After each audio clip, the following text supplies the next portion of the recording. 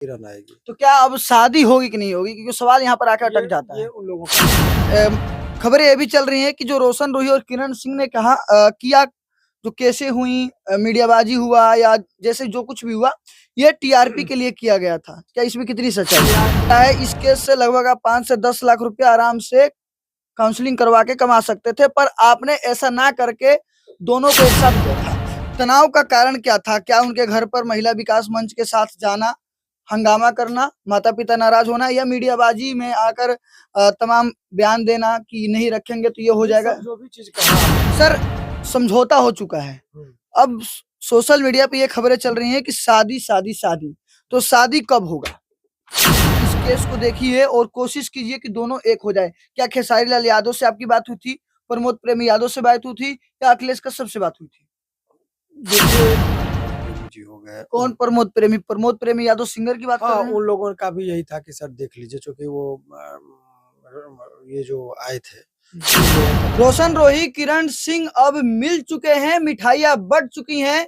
अब जानेंगे कि शहनाई बजेगी कि नहीं बजेगी, और बजेगी तो सहबाला कौन होगा, और सहबाला होगा तो सर बाराती जाएंगे कि नहीं जाएंगे, और जाएंगे तो लड़की के पक्ष से जाएंगे या किरण सिंह के पक्ष से जाएंगे या रोशन रोही के पक्ष से जाएंगे।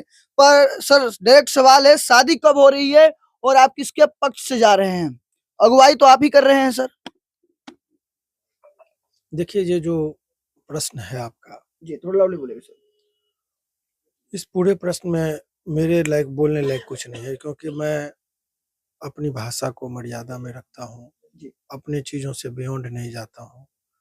तो ये सहवाला बाराती ये उन लोगों का निजी मामला है। शहनाई, हमारे पास ये मामला आया था, केस हुआ था, दोनों के बीच में बहुत तनावपूर्ण स्थिति थे, और उस तनावपूर्ण स्थिति को जो स्थिति जब बिगड़ती है तो लोगों के उस दौर का जो पीड़ा होता है वो व्यक्ति ही महसूस करता है जिसके जिंदगी में इस तरह की घटनाएं होती है। आपने देखा होगा हाल फिलहाल में, ठीक है, ज्ञान अज्ञान वो उस बात पर टिक्का टिप्पणी अभी नहीं करना, लेकिन आपने देखा होगा कि मालती चौहान को लोगों का जब उसका एक्टिविटी था, लोगों को लगा कि ड्रामा है, नौटंकी है, लेकिन वो झूल गई, मर गई।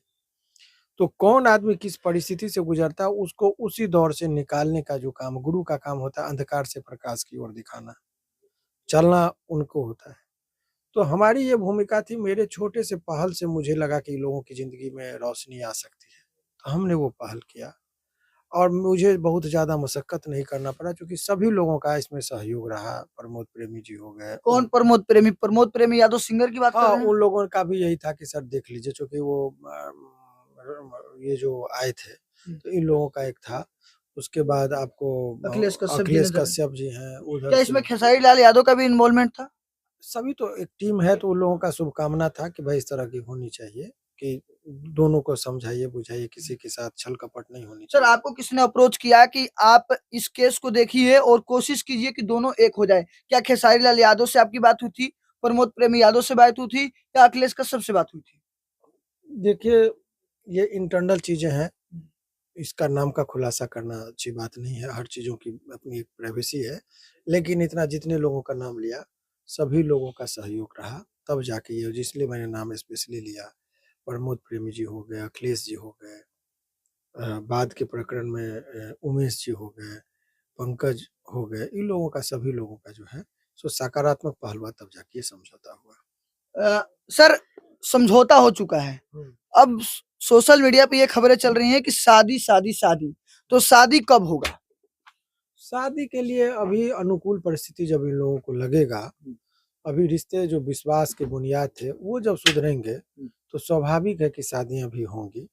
तो अभी लोगों के बीच में जो संबंध थे, उस संबंध के रिगार्डिंग अभी ये समझिए कि विश्वास ही एक दूसरे पर कमजोर पड़ गया था, तो विश्वास का बुनियाद जो था, गलतफहमियों की वजह से जो दरारें पड़ गई थी, उस सब चीजों पर पाटने का काम हुआ, एक गलतफहमी को दूर किया गया, तो तनावपूर्ण जो स्थिति थी वो स्थिति को कम कम कर दिया गया है। अब आगे देखिए कि यदि रिश्ते में सुधार होगा तो स्वाभाविक सी प्रक्रिया क्या है। सर आप कह रहे हैं कि तनाव दोनों के बीच में बहुत ज्यादा हो गया था, तनाव का कारण क्या था? क्या उनके घर पर महिला विकास मंच के साथ जाना, हंगामा करना, माता पिता नाराज होना या मीडियाबाजी में आकर तमाम बयान देना कि नहीं रखेंगे तो ये हो ये जाएगा। सब जो भी चीज कहा आपने वो बाद का फैक्टर है। रिश्ते खराब हो गए थे तब इन लोगों का एंट्री हुआ था। हाँ।